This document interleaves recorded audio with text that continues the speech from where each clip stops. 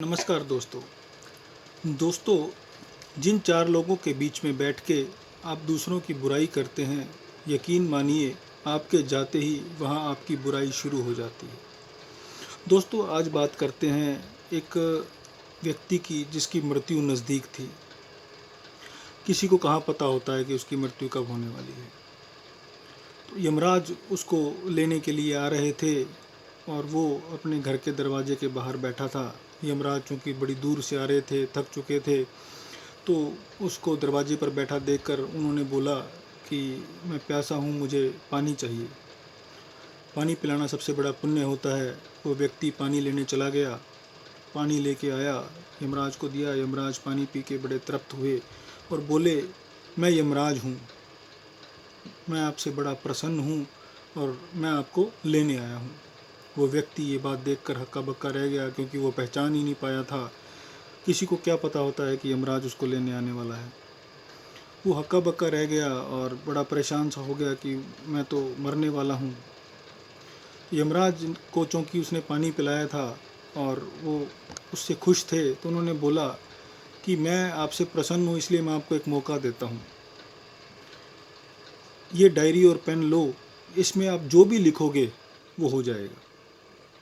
वो व्यक्ति बड़ा खुश हुआ कि उस मौके पर जब मृत्यु उसके द्वार पर खड़ी है और उसे ज़िंदगी जीने का मौका मिल रहा है, एक मौका मिल रहा है कि वो कुछ अपने लिए कर सके, वो बड़ा खुश हुआ। उसने डायरी पेन लिया, लेकिन यमराज ने उसको कहा कि आपके पास 5 मिनट हैं, 5 मिनट में आप जो भी डिसाइड करना है कर लीजिए और इसमें जो भी लिखेंगे वो हो जाएगा। उसने बोला ठीक है। उसने डायरी का पहला पन्ना खोला तो उसमें लिखा था कि जो बाजू वाला घर है उसमें जो व्यक्ति रहता है उसको 3 करोड़ की लॉटरी लगने वाली है।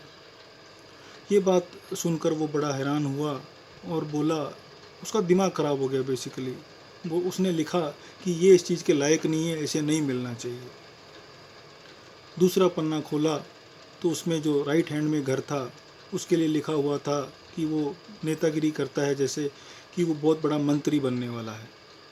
उसने लिखा कि ये इस चीज़ के लायक ही नहीं है, इसको ये मंत्री पद नहीं मिलना चाहिए। तीसरा पन्ना खोला, तीसरे पन्ने पे जो उसके सामने वाला घर था उसके बारे में लिखा हुआ था कि वो एक नई गाड़ी लेने वाला है, नई कार उसे मिलने वाली है, बहुत बड़ी बढ़िया गाड़ी। तो उसने लिखा ये इस चीज़ के लायक ही नहीं है, ये तो 2 व्हीलर या ऑटो पे चलने लायक है। चौथा पन्ना खोला तो उस पर लिखा हुआ था कि उसके बॉस को प्रमोशन मिलने वाला है, वो सुपर बॉस बनने वाला है और तरक्की मिलने वाली है, हाई रैंक पे जाने वाला है। उसने लिखा कि इसको तो ये बिल्कुल नहीं मिलना चाहिए, क्योंकि ये तो मुझे बहुत तंग करता है। पांचवा पन्ना खोला तो पांचवें पन्ने पे उसका नाम था और खाली था। जैसे ही उसने कलम उठाई उस पर कुछ लिखने के लिए, यमराज ने वो डायरी पकड़ ली और पेन पकड़ लिया। बोले, आपका समय समाप्त हुआ। उसने बोला, नहीं, मैं माफ़ी मांगता हूँ कि मैं थोड़ा लेट हो गया, लेकिन मुझे मौका दीजिए, मैं कुछ लिखना चाहता हूँ।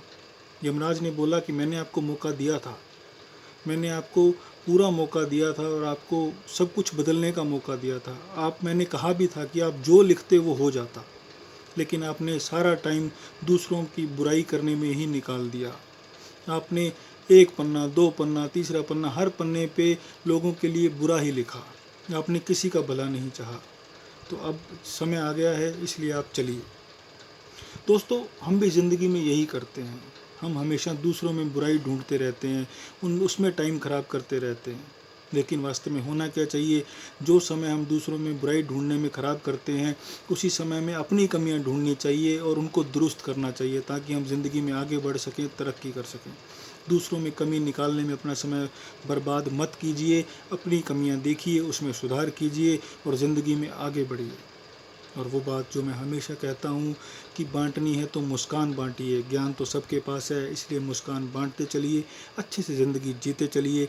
दूसरों में कमियां ना निकालिए, अपनी कमियां देखिए, उनको दुरुस्त कीजिए, उन पे काम कीजिए और आगे बढ़िए। अच्छी अच्छी कहानियों के लिए मेरा चैनल लाइक और सब्सक्राइब करते रहिए। Motivational stories bye Sumit Garg. Thank you.